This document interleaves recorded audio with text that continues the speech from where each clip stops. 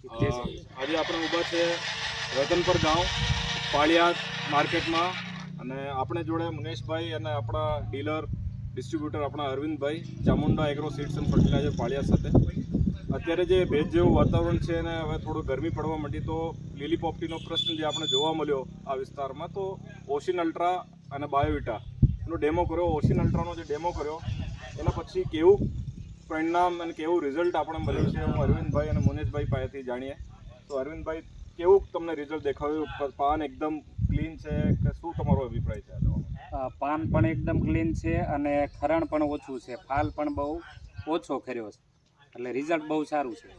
તમારું શું કહેવું મુનેશભાઈ? સારું દેખાયું. બીજા ખેડૂત મિત્ર જે જોયો છે એનો શું અભિપ્રાય છે? તમે સારું જ કહેવાય ને, આમાં હું થોડુંક આ સારું જ કહેવાય.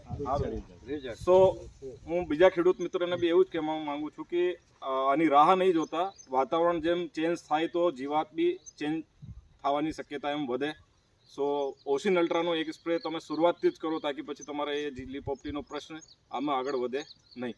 તો ખૂબ ખૂબ આભાર અરવિંદભાઈ અને મુનેશભાઈ તમારો, અને અમારા ફિલ્ડ અસિસ્ટન્ટ વિપુલભાઈનો બી ખૂબ ખૂબ આભાર. ઓકે, થેન્ક યુ સાહેબ.